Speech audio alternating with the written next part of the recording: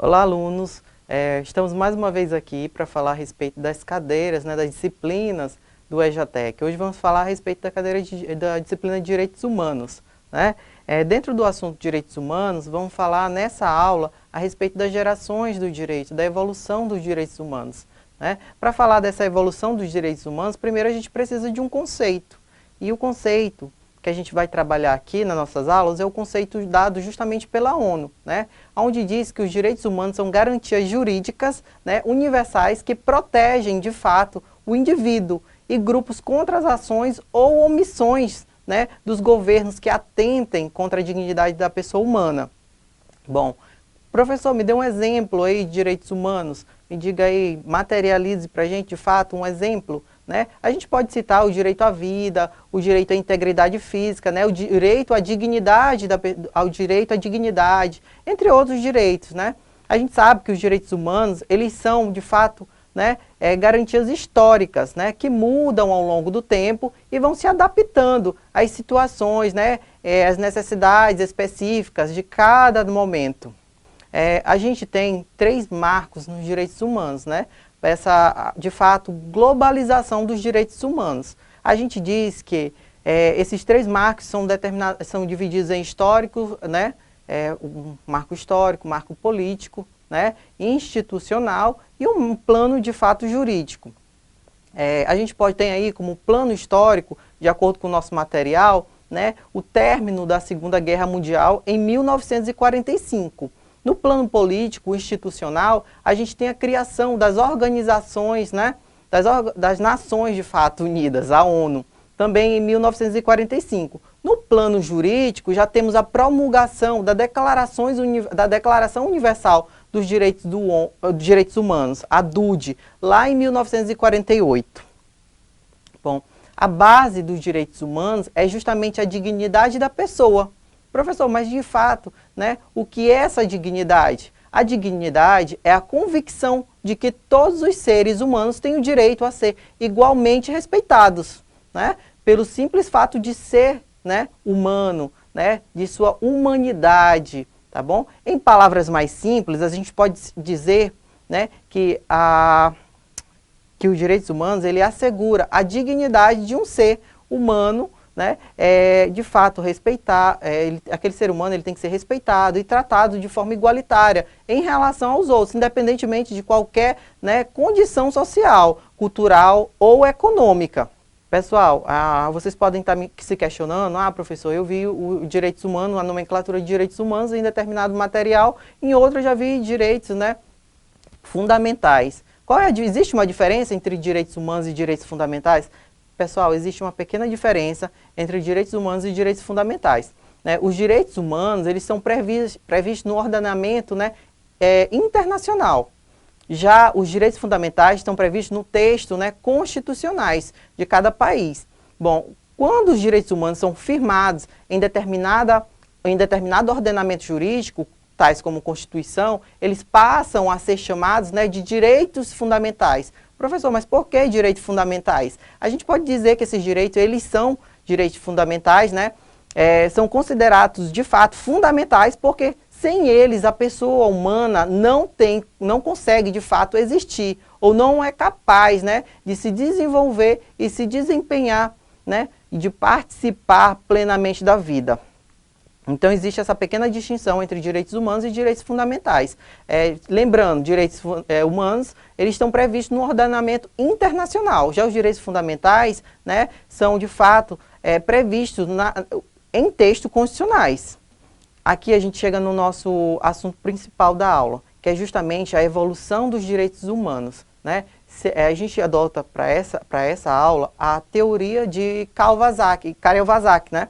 Onde ele diz que os direitos humanos, eles são divididos, de fato, né, de acordo com a sua evolução em dimensões ou gerações, tá bom? Professor, existe diferença em dimensões e gerações? Dimensões, a gente, de fato, né, tem aquela ideia de posterioridade, mas que não exclui o direito anterior. Já o de gerações, não, a gente tem aquela ideia de substituição, tá bom? Então, eu gosto de falar em dimensões. Bom, Karel Vazak, um jurista, né, tcheco, francês, apresentou a sua teoria geracional lá em 1979. Ele desenvolveu essa teoria objetivando, metaforicamente, né, mostrar a evolução dos direitos humanos, né, dos direitos do homem, também chamados. A base da sua teoria são os princípios da Revolução Francesa, né? Igualdade, liberdade, igualdade e fraternidade. Então, os direitos, né, humanos de primeira geração correspondem à liberdade. Já os de segunda geração correspondem ao de igualdade. E os de terceira geração, né, correspondem à fraternidade. Agora a gente vai discorrer acerca, né, de cada dimensão desses direitos. Bom, a primeira dimensão, o valor tutelado, de fato, como a gente viu, né, é a liberdade, né, os direitos de defesa. Bom, e de acordo com o nosso material, são direitos subjetivos, pois são direitos tutelados por todos os indivíduos e infligem o dever de não fazer do Estado, de cunho negativo, né? Ou seja, o Estado ele não deve inferir na esfera individual do cidadão. Trata-se, na verdade, né, de liberdades públicas consistentes nos direitos civis e direitos políticos. Os direitos civis, direito à vida, direito à liberdade, direito à propriedade e etc. Tá bom? Os direitos políticos são o direito de ser votado, de votar, de cidadania e de democracia. Tá bom?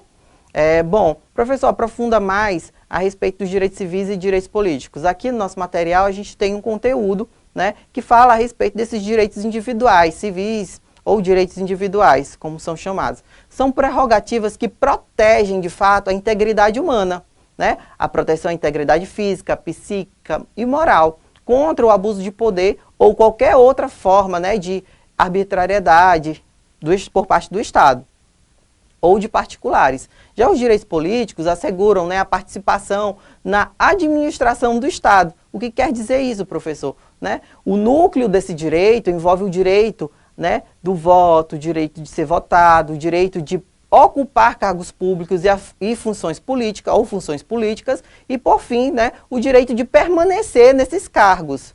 Agora, os direitos de segunda dimensão, o valor tutelado é justamente a igualdade, né? Algumas injustiças foram geradas, né, nos direitos lá de primeiras dimensões. E houve algumas desigualdades. Então, o Estado ele é chamado justamente para resolver esse problema aqui nos direitos de segunda geração, né? A gente diz que o valor tutelado é a igualdade. Professor, mas que igualdade é essa? A igualdade formal ou a igualdade material? Pessoal, é a igualdade material, aonde a gente diz que a igualdade material, ela assegura às pessoas a oportunidade, né? A oportunidades iguais, né? Considerando as suas condições diferentes. Pessoal, não dá para me tratar os desiguais, né, de forma igual. A gente retorna aqui àquela velha frase conhecida que diz que tratar desigualmente os desiguais, na medida da sua desigualdade, é justiça, né? Então, de fato, eu não posso tratar as pessoas desiguais com o mesmo critério. Eu preciso justamente, né, achar uma forma de igualar essas pessoas. Então, trata-se essa geração de direito, essa dimensão de direito, né, como eu gosto de falar, trata-se dos direitos econômicos, sociais, culturais, tais como o direito à moradia, à previdência social, né, à educação. Então, é a partir dessas segunda dimensões de direito que surge, de fato, né, esses direitos econômicos, sociais e culturais. Eles de fato não surgiram, eles foram positivados, tá bom? Porque tratam-se, na verdade, de garantias, direitos humanos. Então, são direitos esses direitos de segunda geração são direitos de aplicabilidade progressiva. Infringem o dever de fazer do Estado, de cunho positivo. Então, lá na primeira dimensão, a gente diz que, de fato, o Estado ele não pode interferir. Não, a gente afastou o Estado, né? A gente quer liberdade, a gente quer, de fato, exercer o nosso direito ao voto, né? O nosso direito à cidadania. Mas aqui, quando, de fato, acontece uma desigualdade, né? Quando os direitos humanos de alguém são, de fato, infringidos, né? Violados, a gente chama o Estado, porque ele é que, de fato, vai resolver esse problema. Bom, os direitos econômicos, sociais, culturais, sendo uma exigência para o bem-estar, permitindo a inversão estatal moderada, né, justamente prestando assistência, por exemplo, aos menos favorecidos. Pessoal, de fato, esse conteúdo aqui é um pouquinho complicado. Então, vamos repetir aqui. Sendo a exigência, né, os direitos à economia, direitos sociais e culturais, eles são, de fato, exigências, né, para o bem-estar, permitindo o bem-estar do ser humano, né, permitindo a intervenção do Estado de forma moderada para prestar assistência a essas pessoas, né? Um exemplo são os direitos trabalhistas, né? Os direitos à educação. Esses direitos, de fato, né, eles recaem sobre o Estado porque eles sempre vêm acompanhados de um custo. E quem, de fato, vai garanti-los são o Estado, né? Aos mais necessitados, às pessoas que, de fato, precisam. Então, os direitos trabalhistas, o Estado, ele vem, né, cria, de fato, uma proteção para aquelas pessoas. O direito à educação, o Estado permite o acesso, né, à educação. Então, de fato, esses direitos econômicos, sociais e culturais da segunda geração, né, são ligados ao bem-estar do ser humano. Bom, já os direitos de terceira dimensão, o valor tutelado é a solidariedade, ou, de fato, a fraternidade, né, de acordo com os princípios da Revolução Francesa. Bom, são direitos difusos e coletivos. Professor, eu não sei o que de fato é direito difuso e o que é direito coletivo, são coisas muito parecidas e eu não sei diferenciar. Não tem problema, a gente vai resolver aqui de acordo com o andamento da aula, tá bom? Esses direitos, eles tratam-se, né? Tratam-se do direito à paz, à autodeterminação dos povos, né? O direito ao desenvolvimento ao meio ambiente, né? Ecologicamente equilibrado. Então, pessoal, o que são esses direitos difusos? Esses direitos difusos, eles recaem sobre uma coletividade indeterminada. Eu não posso, de fato, determinar, né, quem são os destinatários daquele direito, né? É uma indeterminação, são direitos incertos, você não consegue individualizar esses direitos. Um exemplo disso é justamente, né, o direito ao meio ambiente equilibrado. Se uma empresa ela causa poluentes acima, né, do permitido, ela vai atingir pessoas, né? Todo mundo que passar por aquele local onde está sendo emitido esses gases, esses poluentes acima do permitido, eles irão respirar aquele gás, né? Aquela poluição. Eles serão contaminados de fato, mas eu não consigo, né, precisar quais foram as pessoas que de fato respiraram aquele ar poluído, né? Já os direitos coletivos, você consegue de fato identificar, né, os atingidos. Um exemplo é o direito do consumidor. Vamos dizer que uma montadora, de fato, ela produziu, né, determinada linha de carros. Ela produziu lá e esses carros eles vêm com defeito no freio.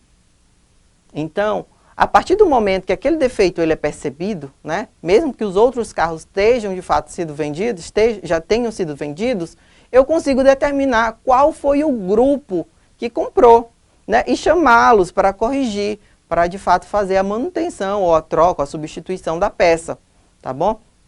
Então aqui os direitos tutelados destinam-se, né, de fato à proteção de grupos, né, de indivíduos, diferentemente das primeiras dimensões, aonde o titular de fato era o indivíduo. Aqui no direito de terceira dimensão, a gente de fato consegue dizer que o destinatário, né, são os grupos de indivíduos e não o indivíduo, como lá nos dois primeiros direitos de primeira geração e de segunda geração. Pessoal, os direitos humanos e a responsabilidade do Estado.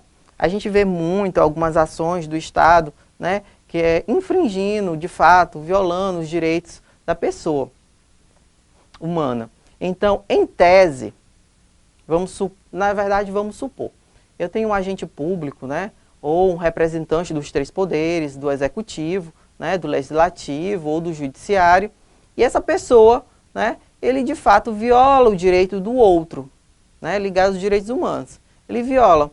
Quem eu devo responsabilizar? Eu devo responsabilizar o Estado ou devo responsabilizar aquele indivíduo? Em tese, o Estado, ele responde, né, por todos os atos que violam os direitos humanos, cometidos por representantes dos três poderes, do executivo, do legislativo ou do judiciário e também por seus agentes estatais, independentemente, né, da função que eles ocupam em todas as esferas, né, da União, dos estados, dos distritos federais e do município. Então, pessoal, a gente também sabe o conceito, né, de direitos humanos. A gente seguiu lá o conceito dado pela ONU. Então, o conceito os direitos humanos são garantias jurídicas universais, ou seja, destinadas a todas as pessoas, né, que protegem os indivíduos e grupos contra as ações ou omissões. De fato, eu não preciso estar em um grupo para ter acesso a esses direitos, né, para ter esses direitos garantidos. Eu posso apenas ser um indivíduo e ter essas garantias, ou constitucionais, quando positivadas, né, no nosso ordenamento jurídico, por meio da Constituição de cada país, ou direitos humanos, quando positivados, né, no ordenamento jurídico internacional, tá bom? Então, a gente termina a nossa aula dizendo que os direitos humanos, eles são garantias históricas, então eles irão evoluir, né, de acordo com o tempo, com as necessidades, né, de adaptação daquela sociedade, daquele ambiente. Então, a gente pode de fato dizer que os direitos humanos, eles são expansivos. De acordo com a sua evolução, os direitos são criados e não suprimidos, tá bom?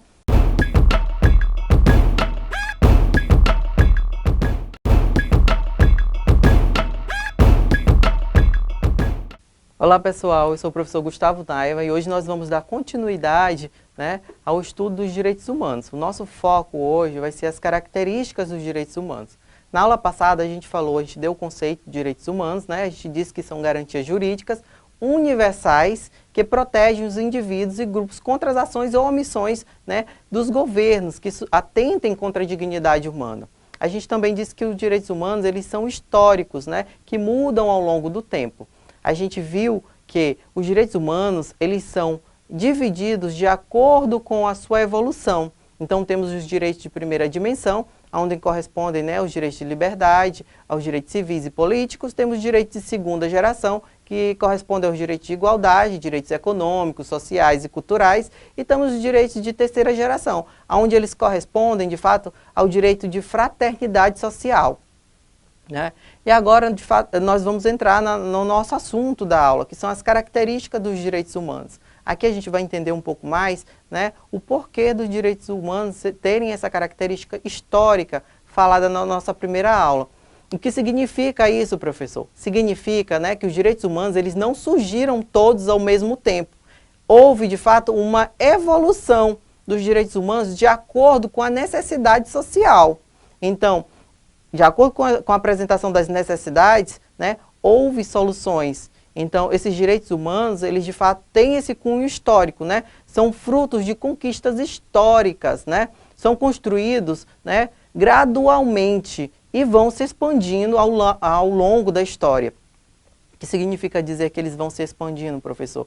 Que não implica dizer que com o surgimento de um direito, né, o outro desaparece. Não. É uma característica expansiva dos direitos humanos, né? Onde surgem novos direitos de acordo com as necessidades sociais, né? De acordo com a necessidade da sociedade.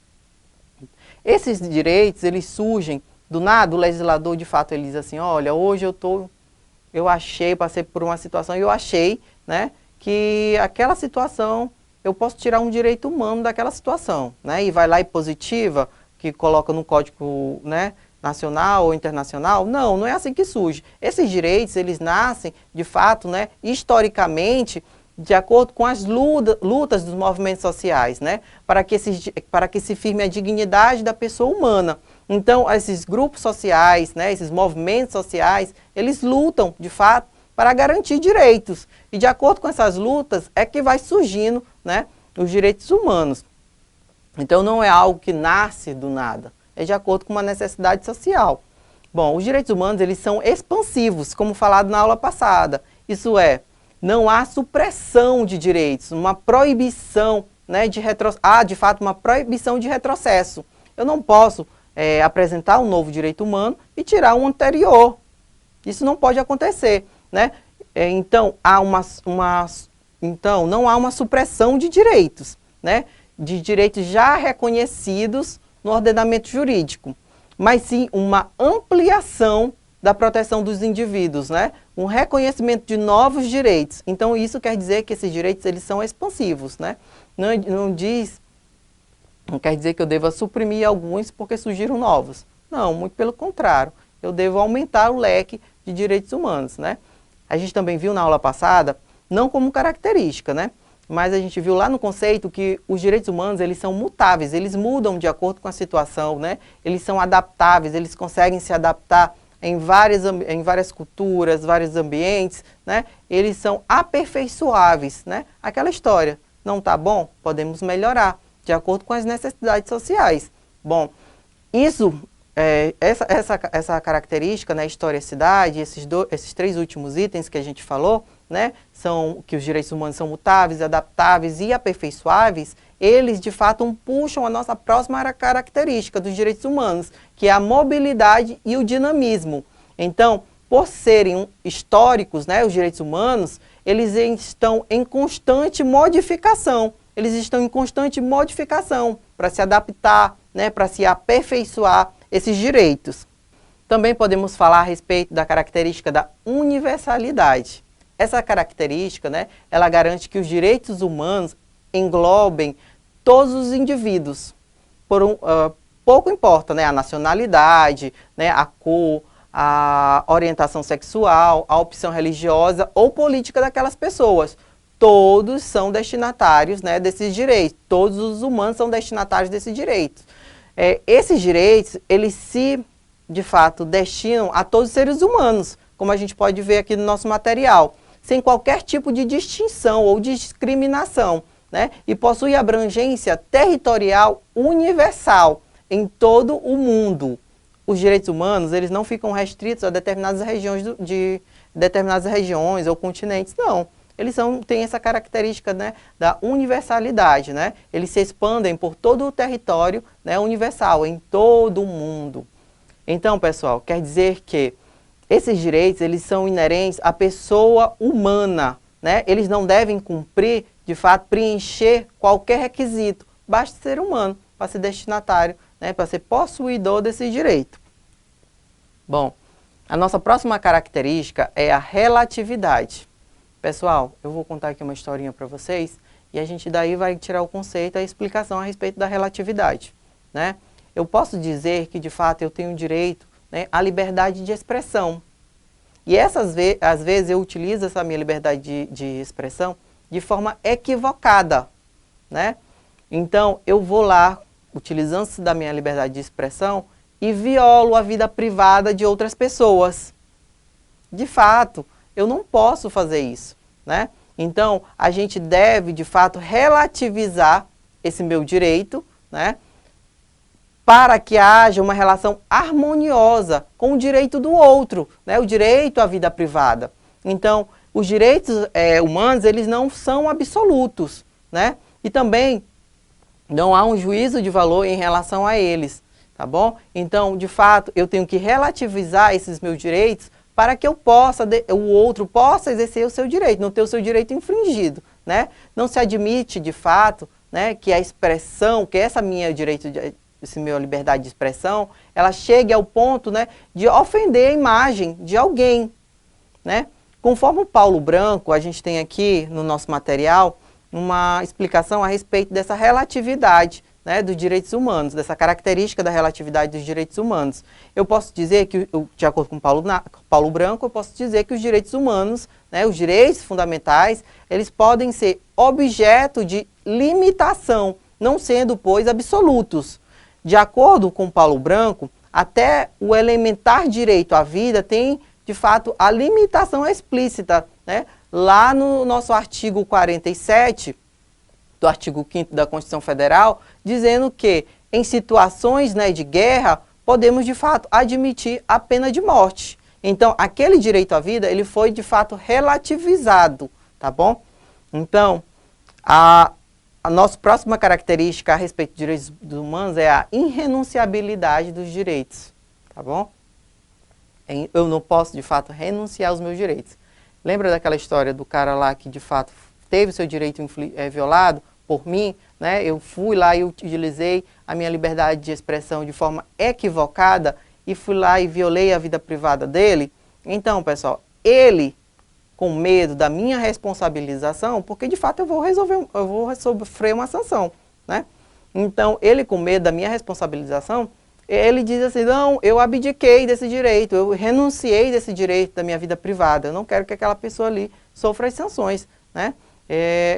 Ele não pode. Outra situação para exemplificar aqui essa característica da renunciabilidade, né, é justamente aquela situação onde os trabalhadores, eles passam a exercer as suas funções, né, de acordo com as características lá do trabalho escravo, eles passam a, de fato, trabalhar dessa forma, sem remuneração satisfatória, sem direito à moradia, sem uma série de direitos humanos que são infligidos lá no trabalho escravo, né? A gente pode utilizar essa situação onde o empregado, de fato, ele chega no empregador e diz assim, olha, é pouco o que você está me oferecendo, é o mínimo, mas eu quero ficar aqui nessa situação, né? Eu quero, de fato, ficar aqui nessa situação. Eu tenho um primo que mora ali perto, eu tenho outro primo que mora aqui perto, então só essa situação aqui me basta. Esse trabalhador, ele não pode, de fato, renunciar, né, o seu direito à dignidade, o seu direito à vida. Então, de acordo com essa característica, a gente pode dizer que não é possível renunciar à renúncia dos direitos humanos, pois como são direitos inerentes à condição humana, ninguém pode, de fato, né, abrir mão da sua própria natureza. Bom, dessa característica, né, decorre que a eventual manifestação de vontade da pessoa em abdicar, de fato, da sua dignidade não terá valor jurídico, sendo reputada como nula. Então, aquele trabalhador, mesmo abdicando, de fato, dos seus direitos, quando o Ministério do Trabalho, quando o Estado, de fato, chegar, né, lá naquela fazenda que ele trabalha, ele vai chegar no empregador e vai falar assim, olha, tem essa pessoa aqui, de fato, trabalhando em condições análogas à de escravo. Então, o que você tem a dizer? Aí o empregador, muito esperto, tinha pedido para o empregado assinar uma carta lá, renunciando seus direitos, e diz, olha, ele renunciou seus direitos. Ele me apresentou essa carta aqui e, de fato, ele renunciou. O que eu posso fazer? Apenas admitir, eu estou precisando de um empregado, e ele, de fato, quer trabalhar nessas condições análogas a de escravo. Então, aquele trabalhador, ele pode, de fato, renunciar àquele direito? Não. De fato, aquela contratação, né, é irregular. Aquele empregador, ele vai sofrer as sanções, porque mesmo ele abdicando do seu direito, aquilo vai ser tido como nulo. Aquela carta não tem valor jurídico algum, tá bom? Então, o trabalhador, de fato, ele não pode abdicar dos seus direitos, tá bom? Outra característica dos direitos humanos é a inviolabilidade, né? É o dever do Estado, né, bem como dos particulares, em não violar os direitos humanos.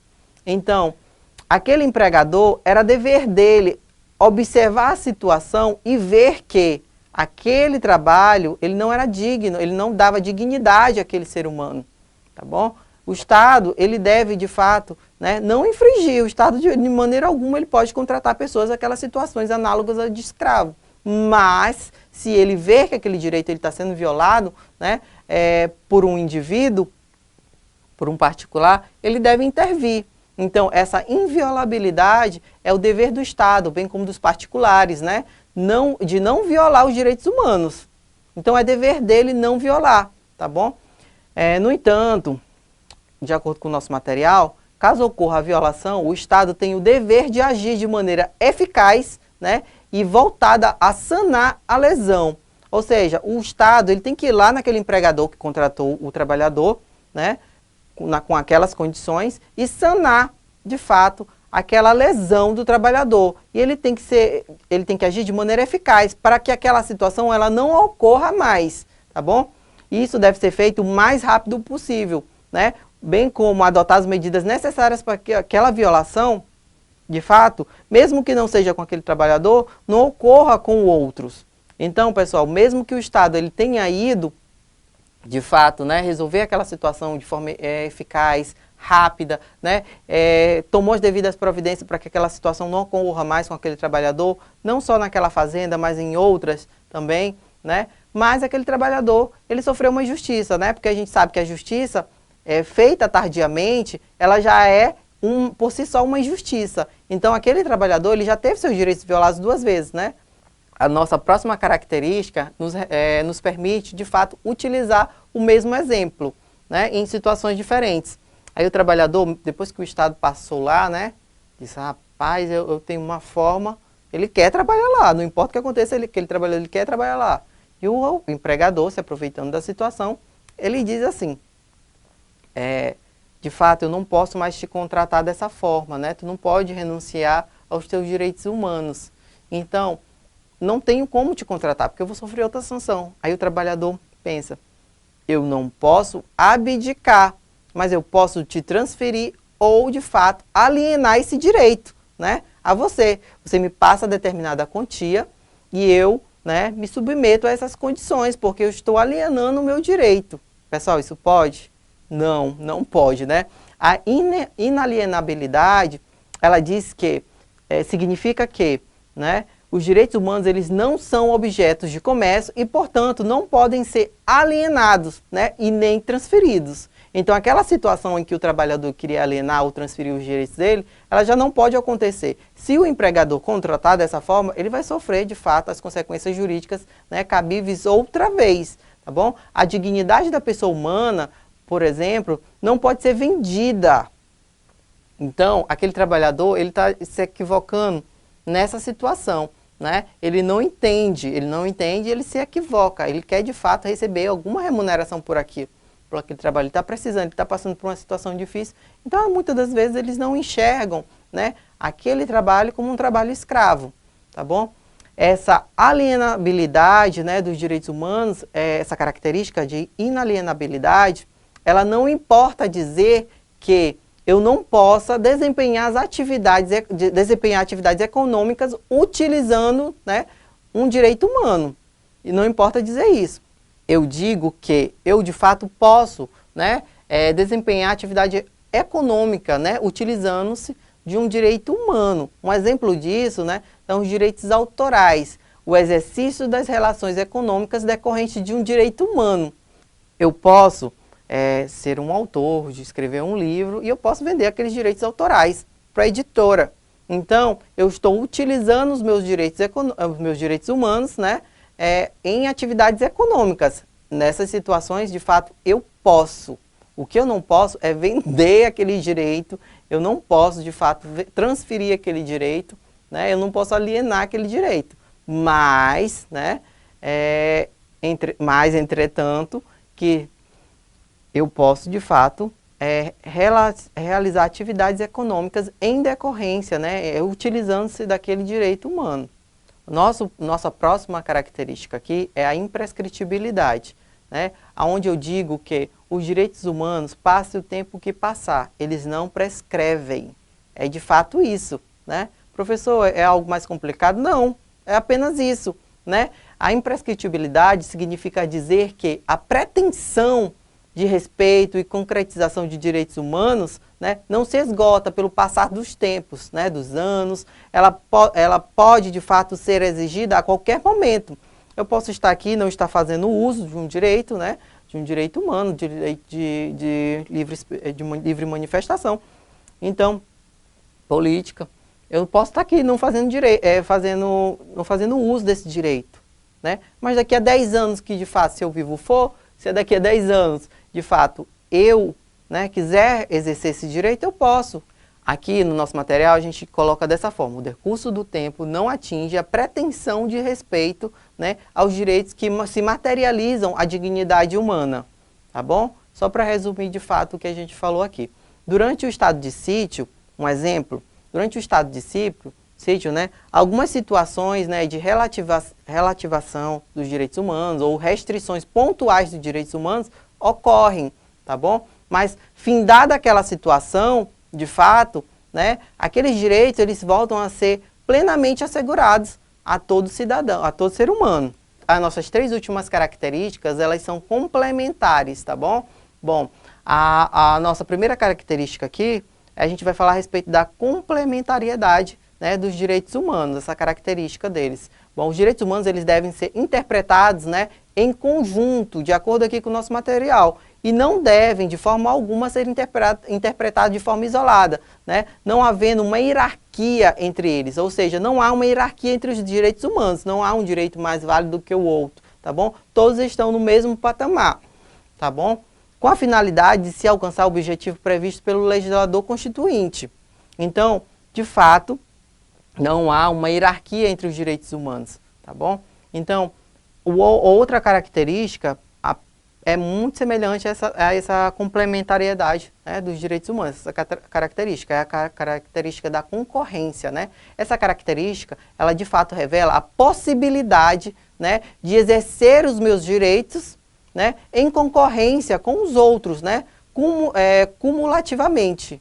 Eu não preciso, de fato, exercer primeiro o meu direito, né, à dignidade, para depois exercer o meu direito à educação, o meu direito à saúde. Não, eu posso exercer esses direitos de forma concorrente, tá bom? Os direitos humanos, eles têm aplicabilidade imediata. Isso é a nossa última característica. Os direitos e garantias fundamentais, né, você já sabe que os direitos fundamentais são os direitos humanos que, quando são positivados na nossa Constituição, né, têm aplicabilidade imediata. Não quer dizer isso. Isso quer dizer que o Estado ele não pode falar assim, olha, você exerce primeiro o seu direito à educação, depois, daqui a algum tempo, né, com o passar dos anos, a gente vai exercer esse seu direito, né, a um ambiente ecologicamente equilibrado, né? O Estado não pode dizer isso, é aplicabilidade imediata, ele tem que, de fato, oferecer isso naquele momento. Pessoal, essa é a nossa aula de hoje,